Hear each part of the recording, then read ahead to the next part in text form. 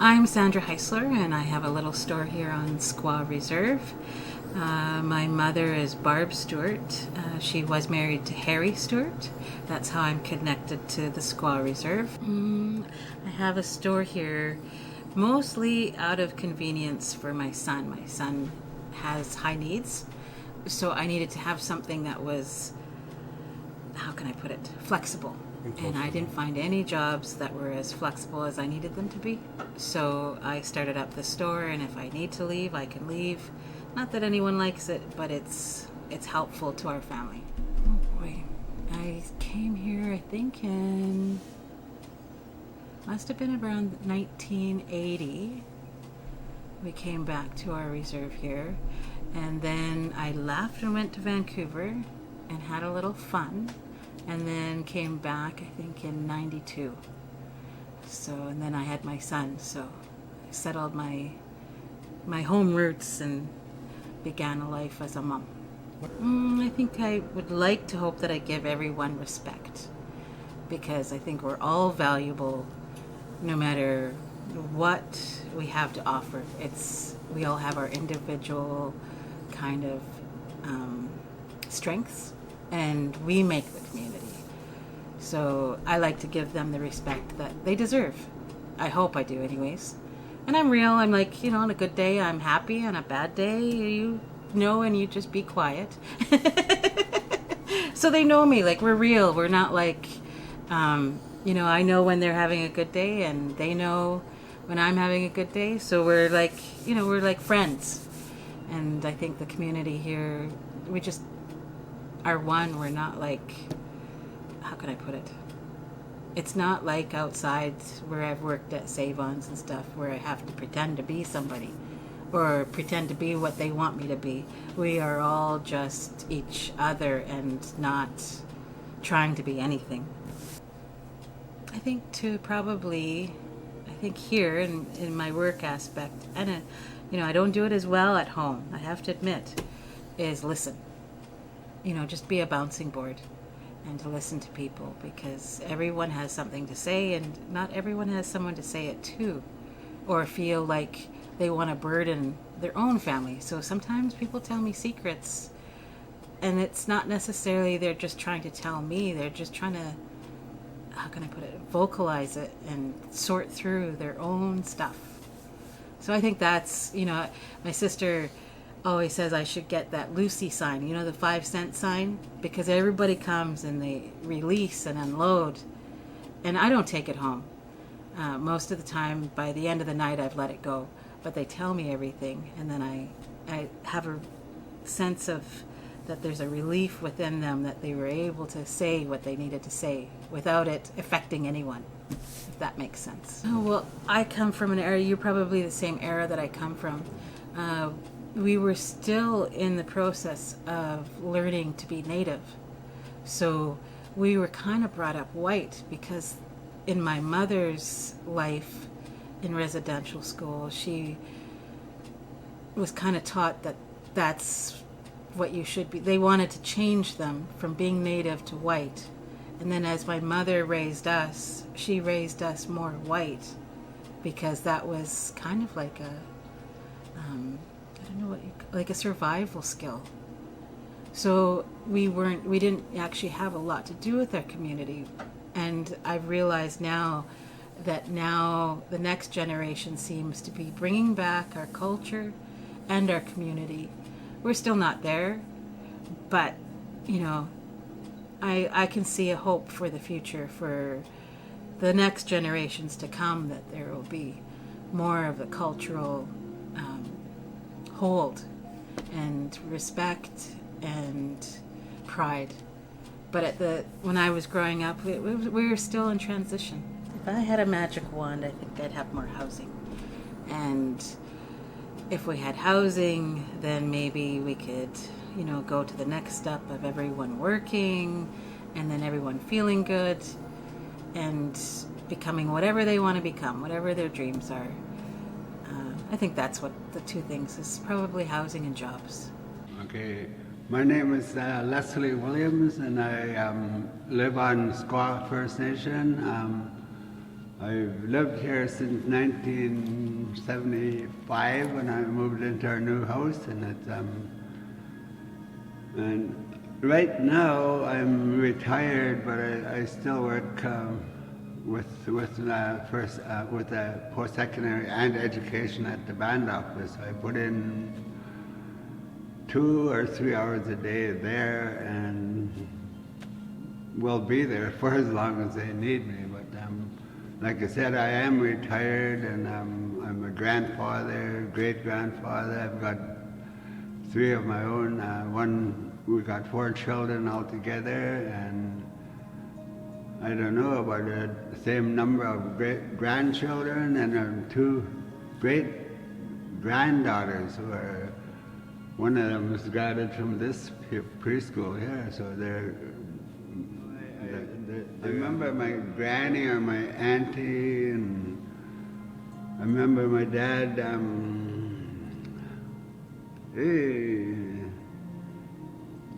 Yeah, I really do remember, because I lost a brother. I know we're canoe pulling we're like I was 5 or 6 years old, and we're canoe paddling up and down the slough, and my brother was on the back, and he fell off, and then he drowned, and I had to run all the way home to tell my dad. So, yeah, that was before I left. I didn't even know how old he was. Might have been 7. So that's our first canoe race is right there. That it set us for life, and we are people of the river. So really, this tells me that I don't remember anything else than that I lost my brother. I think my mom was really the main speaker, so I think she just told me I was going, and I think they were forced to, put us on a train, and all of like I had, our family is 15. There's 15 of us over I don't know 50 years, 30 years or 40 years, and every one of us went to residential school, and I think that's just part of an Indian agent who lived uptown. He would come and he'd visit, and like we didn't run away like some of them ran away, and they came back after he's gone. So, but we didn't, and my mom didn't, so all of us were sent, the older ones anyway were sent to Kamloops, and the younger ones were sent over at St. Mary's Mission across the river here. So really all of us were, except that one young one that died in the river before school. So otherwise, the 14 of us were all in residential school. So, well, not really too bad, because I had 2 sisters who were up there. And then there's other community members from here that went up there, and that I can remember 3 or 4 or 5 of them that, they were all from the same reserve. So we kind of went up there together.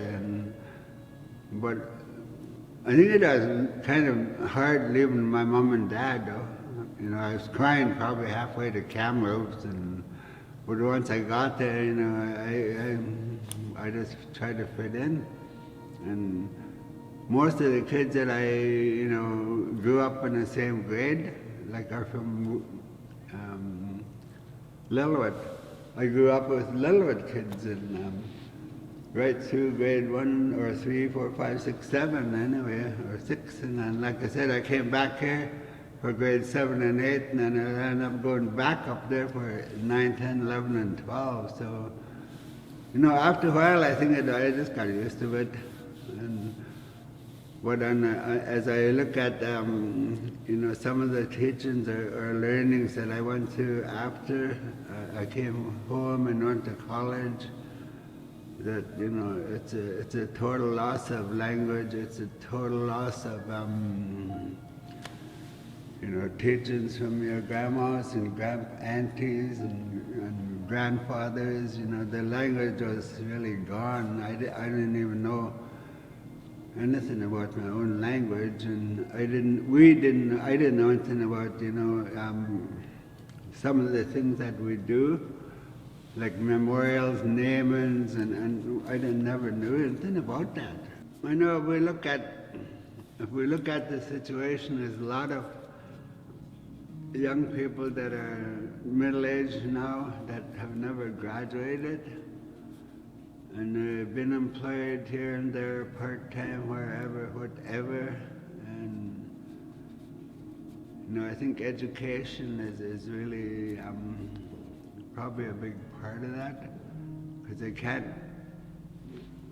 looking at the average across BC, we might get one, if you got over the whole province, you got 12 graduates with First Nations graduates, out of whatever, 1,000, so it's a really low percentage of our kids getting educated. And that was in 1993. And that situation has never changed. So we're pushing out students, but the school district right now are pushing our children out who maybe have only a grade 9 English writing level or reading level. They don't have math, they don't have the sciences that they're going to need to get into nursing, to get into a lot of the programs, so they're missing. And if they want to become a nurse, then they go back and take 3 years of upgrading. And that's all because I think of the way that the school districts are pushing our kids.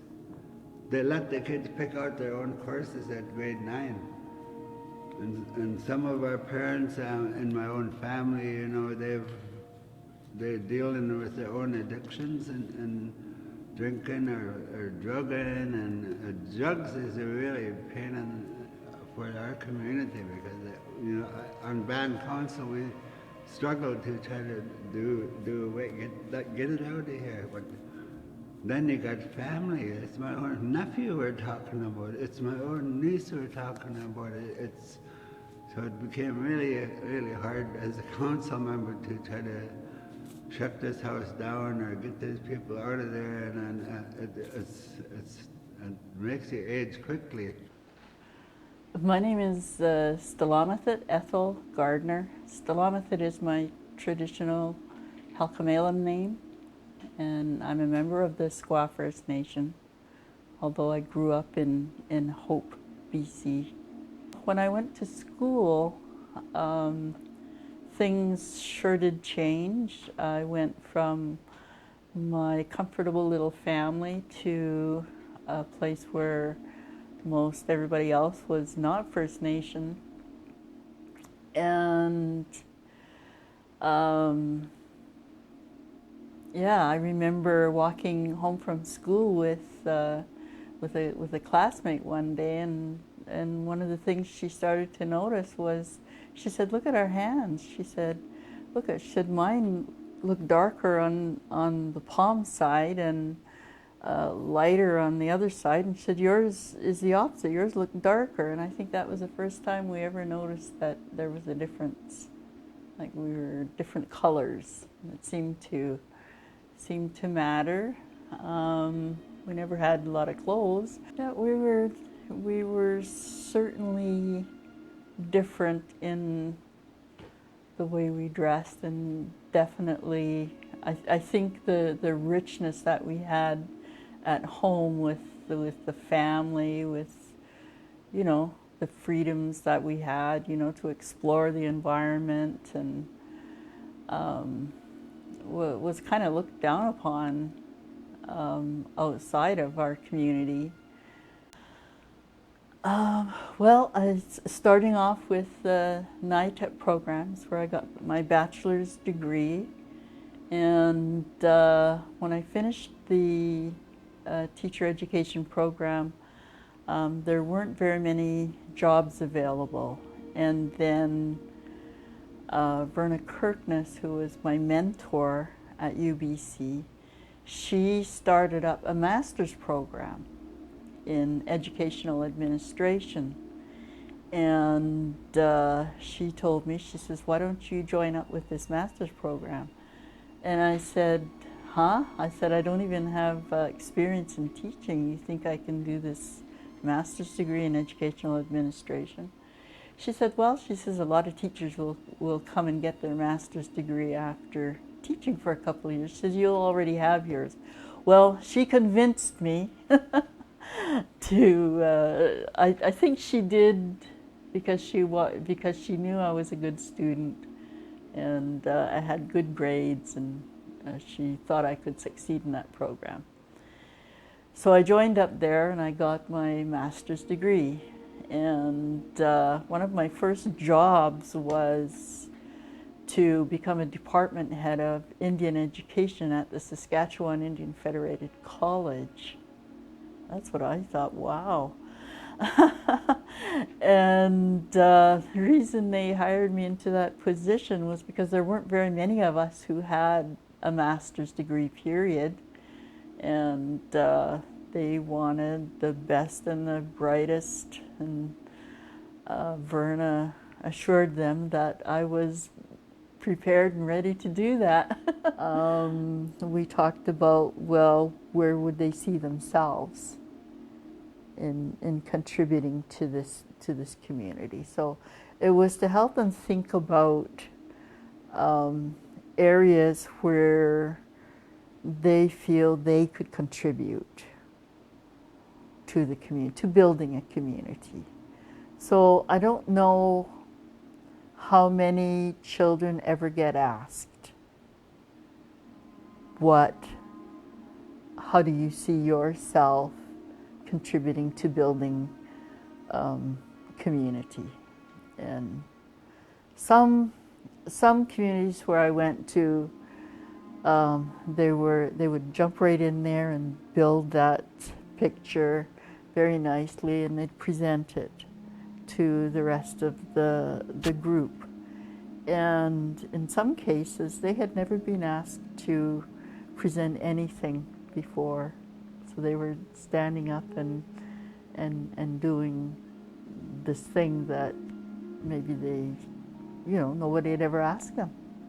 So I think one of the things that we need to do is involve the children in determining thinking about what is good for their community. My name is Michael Francis James, and can I say whom I go back to? My dad is Francis Paul James, born in 1900, and my grandpa is Paul James. He's born in it's either 1840 or 1844. I'm not sure which one it is, but it's one of them. And he passed on in 1900 and something, during the war, I think it was. He lived quite old, 98 years old.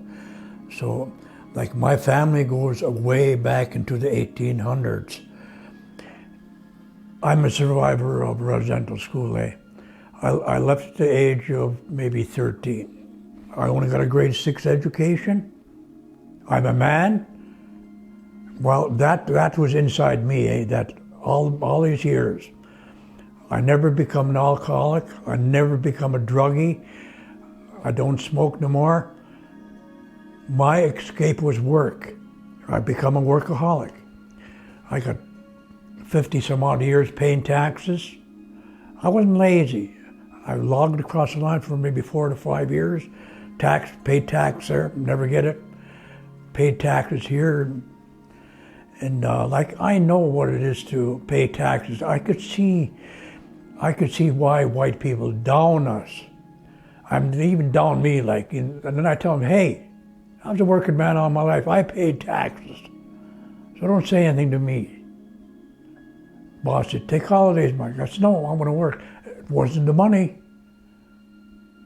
I worked to forget. He had it just before my layoff. But I wasn't laid off. I asked for quit because the lumber business went under. He said, Mike, you better take holidays. I said, no, boss, I'm going to keep working. He said it again, Mike, you better take holidays. You can take some time off. So I took a week off. That's only holidays I take. The rest of the time I worked. Alcohol and booze. Alcohol, booze, drugs. I never turned it. I worked. I worked to forget. I only got three girls and a boy. My oldest boy died a while back. Yeah. He was a pill popper, but they took the autopsy. There's a needle straight to his heart. So that meant murder. Eh? Was it investigated? No. They'd say another dead Indian. That's the RCMP's mentality. It didn't affect my kids in a way like I've never hugged them, because that in school was a no-no, a real Catholic. All you do is pray and go to church every day, you know. That, there's probably some stuff in me, but if it's in there, it'll stay in there. I won't let it come out. I may have a little flashback once in a while, but that's why I said I was a workaholic. I don't know. They don't say nothing to me.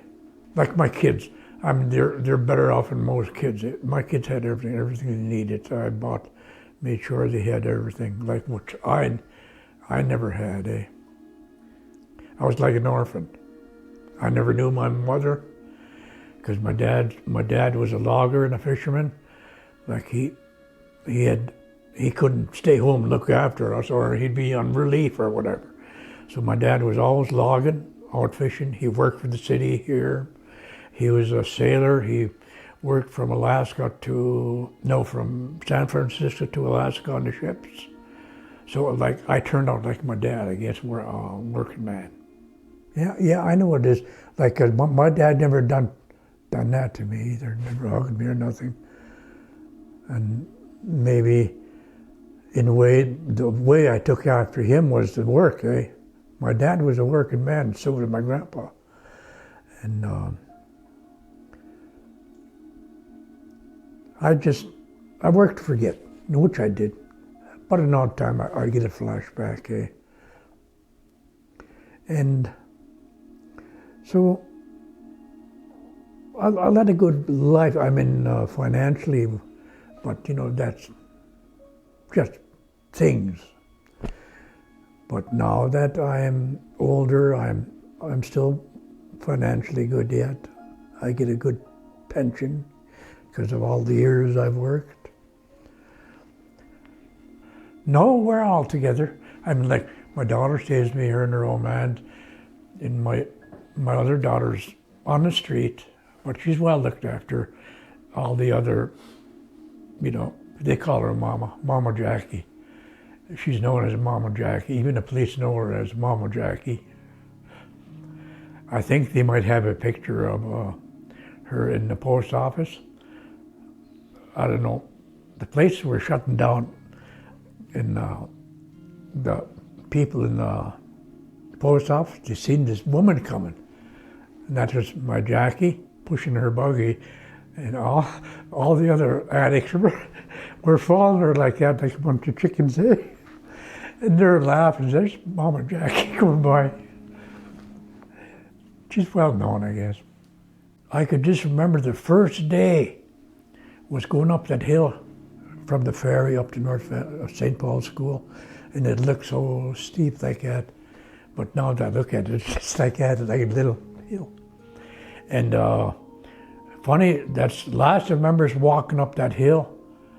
I got a blockage from that day until maybe grade 3 or 4.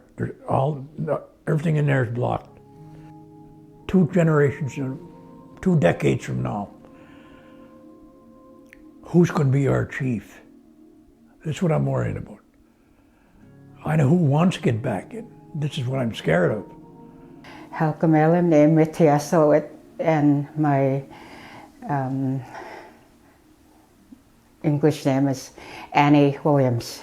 And my parents are Francis Williams and Winifred Williams. I remember age 3 We lived across the bridge where Stephen's house is. There's a big gray house, and we moved from that house to where Dean's house is now, a newer house. So I remember packing pillows and little things, all the excitement of moving, pillows and I don't know what else. I only remember the pillow packing. And then when we were at the new house, I remember crying at the window because everybody's going to school and I'm not. Way back then, we were in we were in the school for a while, at the school, residential, and then eventually we went to public schools. And the public schools, it's not the residential, but it's the public schools. We used to get the strap all the time. And then we'd come back to the residential school and we'd get the strap again. Because just little things, yeah. We were allowed to talk to our brothers who I had two older brothers and one younger brother. And we weren't, for a while, we weren't allowed to go running to them. We just get to look at them and have happy eyes to see them. Yeah. They would give us some kind of sandwich, and we'd call it dog food, and we throw it away all the time. We don't know what it was. So. We were taught beating at the residential school. I was in the band, the drum and bugle band. That was one good thing about the residential school. We got to travel with the drum and bugle band. I was started off to be carrying a flag, marching away, and then I was the cymbals, and then I was the drum, those drums that and then last of all I was the good drums, drum beat band. Other places I notice, they have a dinner or a lunch a day or a dinner once a week for elders. Just invite elders over here or to the hall, and then elders lunch day. Like I know Nooksack does that, and different other places. It's a big thing for elders to look forward to. I think it doesn't have to be a big meeting or a meeting. It's just elders' lunch day. Yeah, I thought, because I know some people get meals brought to them, but not all of them. Some of them are left out, and I think just because they're not disabled or health-wise, they're elder, they should feel special. Yeah. They used to have a garden right near Dean's house. I think Jack is the one that did that one. I think there's potatoes, carrots, I forget what else. And sometimes when you're hard up, ooh, yay, we got potatoes over here. Yeah, because there is times when, even nowadays, we're having a hard time with keeping up with, you don't have this, you don't have that, no money, so it's good to get help. Or sometimes we go to Salvation Army. I was embarrassed, but they help. I thought of it one time, maybe how does Sally Ann get their food? Ask people for donations and just try to start like that. So like homeless, even homeless people, just here's some soup to last you for a few days or something, anything, yeah. Not without anybody's pockets digging in their pockets to ask for, got a free can of, do you have a spare can of soup, and then it'll add up maybe, yeah. My name is Gabriel Sampson George I live here in Skwah. I was born in the ALBC. My mother was Kathleen Joyce Andrew. My father was Edwin Gabriel George. My parents separated, I think I was 3 months old and I was put in foster home. So I was what they call, must have been a 60 scoop. But I never moved here right away. Like I wasn't here all my life. Some foster homes I was in, I only was actually in there for 2 weeks, and then I was in another home. So there were so many I didn't really keep track, because some of my foster homes were real bad monsters, and that in itself was another long story. What they call monsters in my closet. When I learned my father was a carver, that started my dream. There was a teacher gave me a small totem pole. Says, "Your dad did this." I says, My dad doesn't do this." And I ran home from school and I says, "Mom." Oh, because the teacher goes, "No, your real dad." And I says, "My real dad?" And I went home and they said, "Mom, the teacher said Dad's not my real dad." That's when I learned I was adopted. And when the teacher showed me that totem pole, after learning my dad was a carver, it was my dream to meet him someday. And I became a carver. So I carved. Self-taught carver, I was never taught. When I come to Skwah Reserve the first time, I didn't like it. I hated it. I didn't want to be a native. To me, they were disgusting. They smelled. They were dirty, drunk, or in some sort of intoxication. And it bothered me, and I had looked at one of my foster moms, and I said, "Just bring me home, I don't want to be here." They would bring me here to try to introduce me to some of my uncles and aunties, but it wasn't good back then. But I eventually, after I was 19, after losing my mom, I ended up moving to the reserve. And I still kept my dream of, even though I knew my dad was passed away, I still thought about, I wonder how my dad would be. So I kept on carving. My brother said I was in a residential school, but I can't remember. It must have been like 3 years. I think that part of my life I blocked out, and I haven't figured out why yet. The only evidence I have is pictures of me in my white shirts and ties.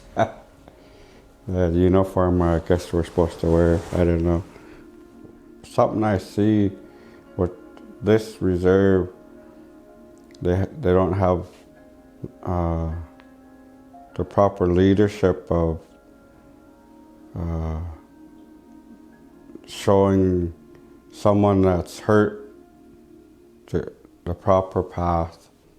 I don't know if they really know too much, but I find our people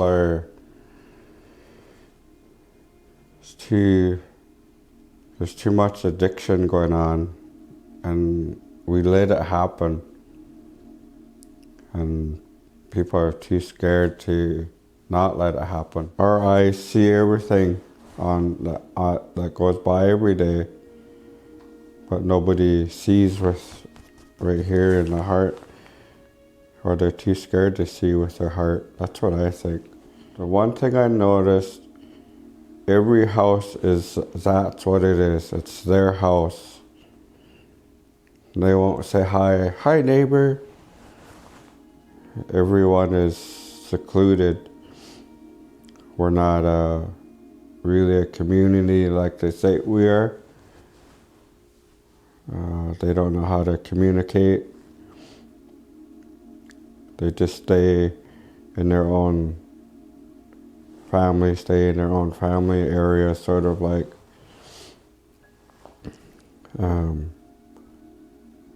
part of a dream of seeing the whole village being one community.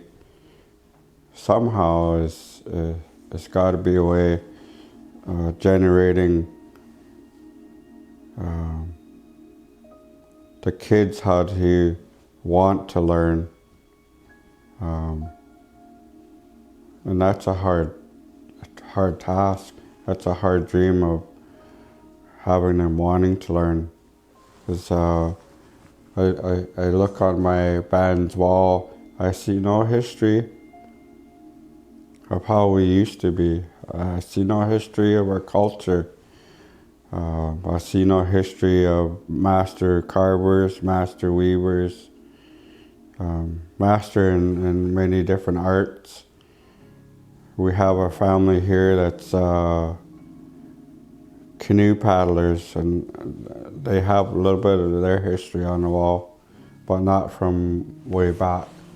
I had a dream of being like my father, because I learned he was a carver, so I started getting into carving by just what I wrote on my bio.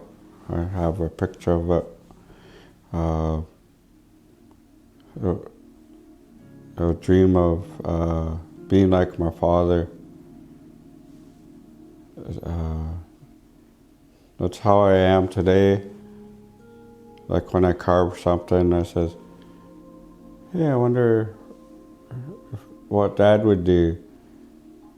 And it's just the quality work putting into a carving. I was taught how to speed carve just for fast cash. And then I was learning how to do quality work when different elders would point out mistakes on my work and show me how to do a proper ovoid in a U shape and to make my art connect. Let's see, was it 48 that there was a flood here? I was born in 48, so I don't remember, but I was told that the dike went through here in 48. And my mom told me the stories that when the dike went in, we were on the other side of the dike. Like the dike went between us and the reserve. So as growing up as a child, a lot of my cousins and a lot of my relatives inside the dike or outside the dike never classified me as being a native because I lived on the wrong side of the dike. We fished here for ourselves in the early part of the year, and that's when the nice fish were coming through. Then as the season got on, we went into sales. Well, it was illegal sales at the time. And we'd go fish and Chout, which is the other side of Hope. So then, as my dad was a boom man, and where I fish now is just the other side of Hope. And I've been there probably 55 years now. The only reason why I got to fish there is my dad was booming there, and that he started working there, and he started fishing. Getting off work, he goes set a net. If people are hungry, you give them a fish. Like I've never charged none of my people for a fish to eat. Even today, if somebody comes by my house, I'll give them a jar of fish if they're hungry. But this year was a bad year for fishing. We never had one sockeye opening. I've normally canned up to 50 dozen fish. And, people come by and they're hungry and, I feed them a fish. But a lot of our problems with our wild stock is the hatcheries that we have out in the ocean. I mean, a lot of our people have been fighting hatcheries probably 30, 40 years. And what happens with the hatchery fish, they're in pens on the ocean. So when our wild fish come along, swim along, they go underneath these pens, and they'll eat, like they eat fish, to feed these fish pellets. So some of the pellets goes right through the fish and right onto the ground underneath. And our wild stock come by and eat them. And with the wild stock, they're pretty pure fish. So with our penned Atlantic salmon, they get, lice, they get worms, and when our wild stock goes underneath, they get contaminated from going through all these batteries of fish hatchery fish, Atlantic salmon. I did different jobs, but the one I enjoyed most was auto body and paint. I did that for 13 years. I'm a journeyman, qualified journeyman for auto body and paint. But after about 13 years of it, my lungs gave out on me, so I couldn't do it anymore. To me, the matriarch system is a lost thing. I don't know if there's any really communities now that have it. Our balance is really, it's out of whack. And I don't even know how to bring it back together. I don't know, I think it has to come back to we all got along as a people. We, even though we have our disagreements, we can still talk it over and all come to some sort of term. Like the wife and I were married we're together 49 years, and and we never, the first 10, 14 years was a little rough. But between 10 and 14 years was the roughest time, but we worked through it. If you look at something, you can believe in something, you want to believe in the community, and, it's sort of, it's pulling and, everybody's trying to outdo each other. And that's the sad part. Okay, my name is Rhoda Mussel. I come from Skwah First Nation, aka Chilliwack Landing, which I refer it to, because Skwah, I don't know, it's a name, but anyway, my mom and dad is Henry and Edith Mussel. My dad's parents were Jones Mussel and Annie Williams, they're both from Skwah. My great-grandfather was Harry, and if I'm not mistaken, his wife was Laura. I've lived most of my life on Skwah. I returned home in 2003. I lived in Sumas First Nations for 7 years, and Skwah will forever be my home. My aunt, Martha James, my dad's sister, used to babysit me, and I was watching a show. It was called Lena Horner. I think I was about 5 years old, and she was on the Lena Horne show, and she was basket weaving, and I was so excited. I called her in, and she said, "Oh yeah, that was done not too long ago." And as I was growing older, I was visiting my aunt quite often. I'd go over and sit with her and talk to her, and because I really liked being around her, because she told me things. And then when I turned 13, I was at home, and I thought, I'm gonna go see Auntie to get her to teach me how to knit. That was my first thing, was the knitting. So I went over there, and she had patience with me and taught me how to make a toque. And then after I mastered how to make a toque, I went and I said, I want to learn how to weave. So it was my Aunt Martha that taught me how to do this. And then she had a grant for teaching weaving, and I think there was about 10 of us. And we all got 10 pounds of wool of black, white, and gray. And then she taught us how to spin. She didn't teach us how to process the wool, which I was okay with because I did see her do it at one time. She'd be pulling the wool, washing it, hanging it up on trees or hanging it. They used to burn mattresses and use the springs to put the wool on the on the springs and dry it that way. And then she had me on a carder.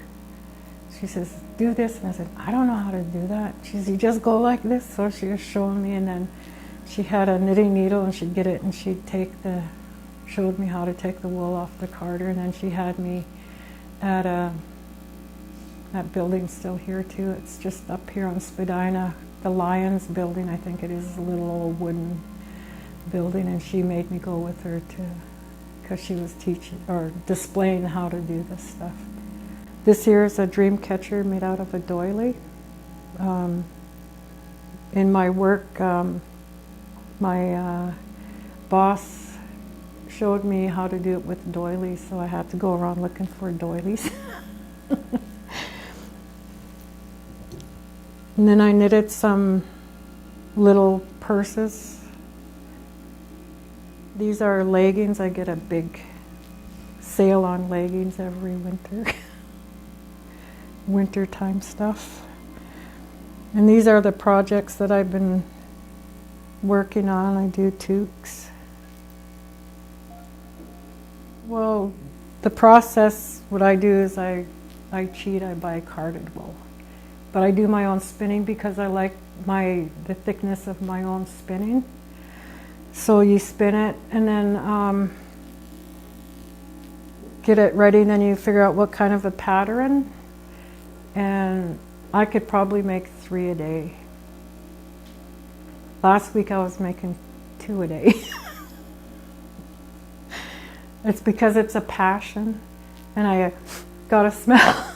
I love the smell of wool. These are the ones that I did all last week. Now this one here, I'm just going to put these over here, is my spinning.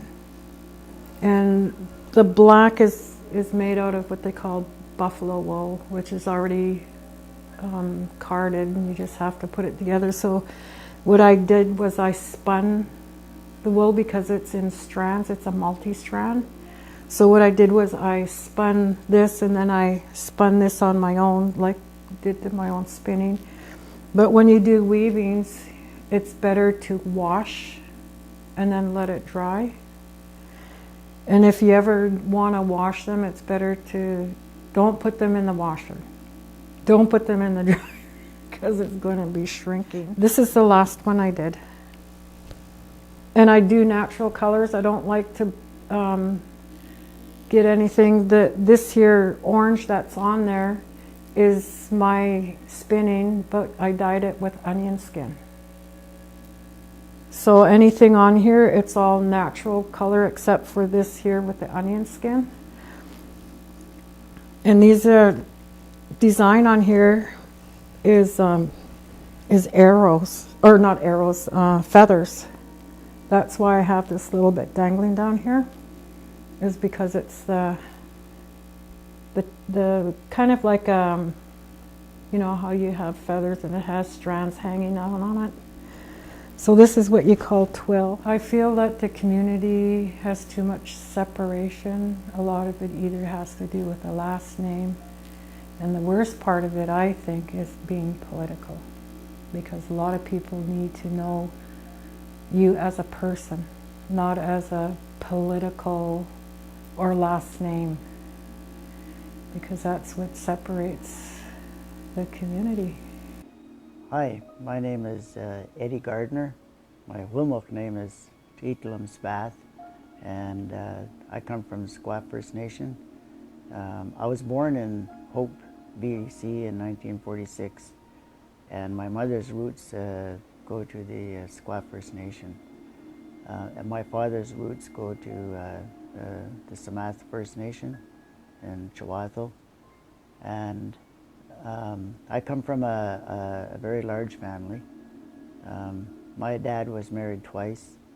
His name was Frank Gardner, and he married a Peters woman from the Peters band, and she left him with 3 children. And then when she passed away, he married Bertha Prest, and they had 7 children together.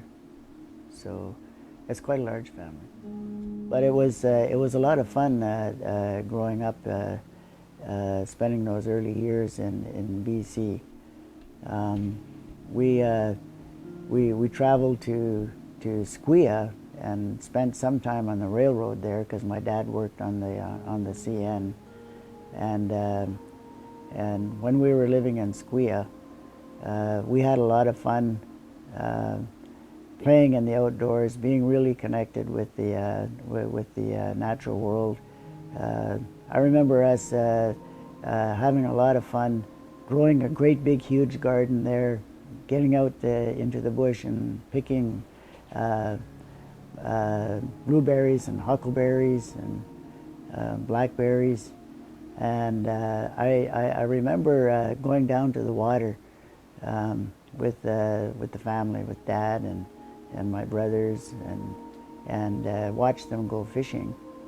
And I was always amazed at how powerful that river was, and my dad catching all that beautiful salmon, and we carried them all home, and Dad would salt the salmon in these great big barrels, and we'd have salted salmon for the winter, and we'd can salmon, and we also had a root cellar, and we canned a lot of berries, a lot of fruit, and a lot of salmon, and so we made really good use of our garden and also the resources from the natural world around us, of our relationship to the land, to the water, to the resources, our relationship to those newcomers who have come to live in our traditional territories. It's a very unique relationship.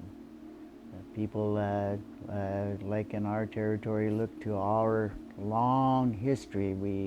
We've occupied this territory for some 10,000 years, so we have a unique relationship to our homeland, what we call our homeland, our Skwah.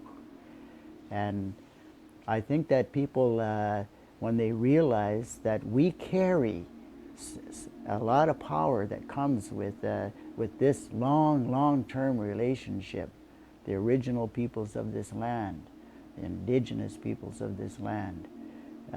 It's much different. It is really much different than anyone else who comes to live in this part of the world. So with all those legal precedents, people need to know that we as human beings, as Wilmot, we have human rights, we have indigenous rights, we have a heritage that gives us power. It gives us power to assert that this land, this relationship that we have, has not been conquered by war, it has not been conquered by anything else. We still, through legal precedents, through our history, through our own evolution, our own ability to resist assimilation, we still have that power. It's in the people. It doesn't come from the United Nations. It doesn't come from the Constitution of Canada. It comes from our hearts. It comes from our blood. It comes from who we are as Indigenous people. That's where our power is. That's when we recognize that as individuals, that gives us power. And it gives us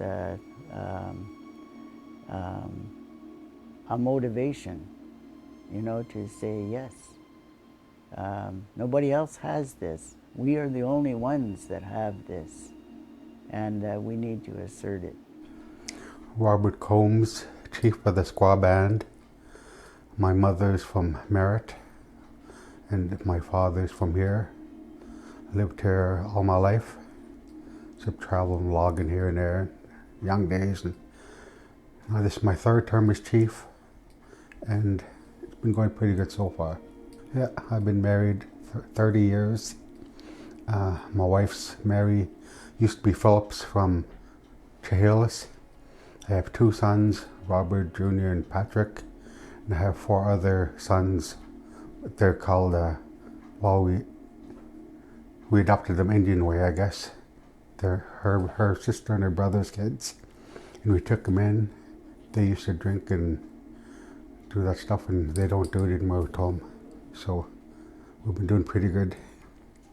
Oh yeah, I did my share of drinking and logged across the line. I left home when I was 15 years old, went logging.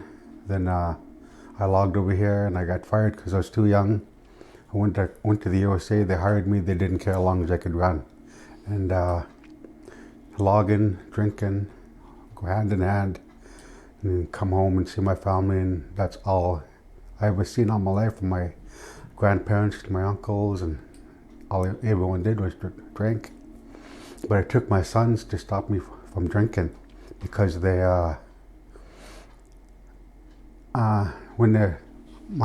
he was small, and he's looking at me. I was drinking with my wife's brothers, and I didn't go to the movies with him. So he's looking at me to see his little face over the table there. And then he told me, "Dad, you didn't come out with us. You always come out with us." And so it took me a while. I felt guilty, but I did quit drinking. I think it's been about 20 years now. Fishing with my dad, I started fishing with him when I was probably about 3 years old, and then I fished with him all my life. I used to watch him middle of the winter time chopping his net out of the ice and check. He fished 12 months of the year. And I was standing there shivering cold in areas in the boat and just checking his net, and I said, like, "God, my dad's crazy." And then, but a lot of the people did that them days. We mostly lived on fish. My dad really never had a regular job. Just when jobs popped up on the res. But we survived. But there's a lot of drinking and bad stuff, so there's good when he didn't drink. And my mom. Well, when we were kids, we were able to run over to anybody's house and we were safe. You can't do that anymore. Now we have the elders hiding in their homes. All they do is look out the curtain. You hardly ever see them out. And I used to eat at home, run over to my grandpa's and eat over there, and because he was just maybe like a city block away.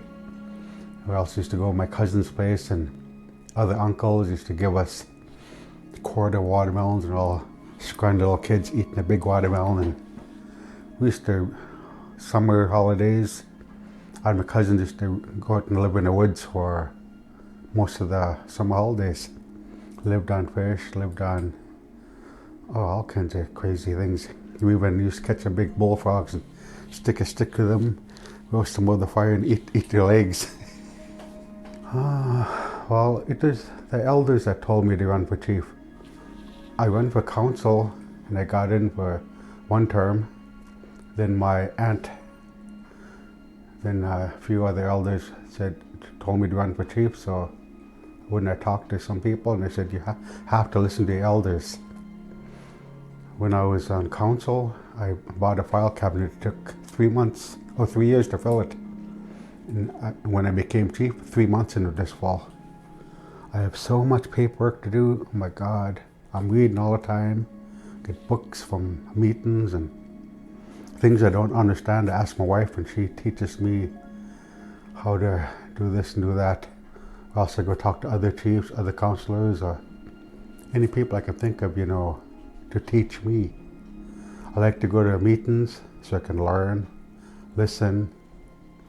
Once in a while I speak, but I do not speak that often at meetings. But then sometimes when I do, my wife says I speak from my heart, and that's a good way to be. Well, I like to move ahead, get our people jobs. There's a good thing that the former chief did. He had jobs with people. But then all of a sudden, there's no more that kind of work anymore. So the people don't know how to look for jobs. I told him that when he was chief last time. I told him, you know, it is a good thing you did, but now nobody knows how to find jobs anymore. And then, because they depended on the chief for jobs all the time, there's no such thing as slashing or cottonwood or hardly any logging anymore. When I was a kid, I used to just stand on the side road with a pair of logging boots on my shoulder. Somebody stop and pick me up. I want to go to work? Sure. You jump in and go to work. That's where it was when we were young. My cousins all went to residential school. My mom went to residential school. My dad went till grade 3. Him and his brother ran away, and they never caught him, so they never had to go back. But I went to the St. Mary's public school here, and Stephen Williams told me it was worse there than it was in residential school. All daily strappings, and you grab the air and they yank into the mouthwash, and I mean soap in the mouth and stuff like that. And when I used to fight with them all the time. You know, they used to get mad at me and say, you know, that's your queen. I said, it's not my queen, it's your queen. There are songs I wouldn't sing, you know. I said, no, because I don't believe in your God. I said, we have our own God. We all have the same God, but we all worship different. You guys just don't like the way we do it. Has to be your way or no way. Well, there's a lot of ideas we have. We go come together and we work on them. Then the only problem is money. No band has any money to move ahead on these things. Then you apply for funding, you apply for grants, you apply for this and that. It takes a long time for it to get there. If they like it, sure, they'll help you with it. But if they don't, it'll sit on the table for a long time. We have so much trouble trying to get money because there's not much money, but there's a lot of bands that need help. Then they wonder why people don't work, don't want to do anything, because we've been taught not to speak, not to do this, not to do that, you know. I usually tell ministers or the chiefs, you know, we were treated like the Jews. You know, they tried to get rid of us. Extermination camps and everything. That's what they call residential school. But a lot of our people are strong, and I told them, you've been trying to get rid of us since we've been here, but you guys will be gone, we'll still be here.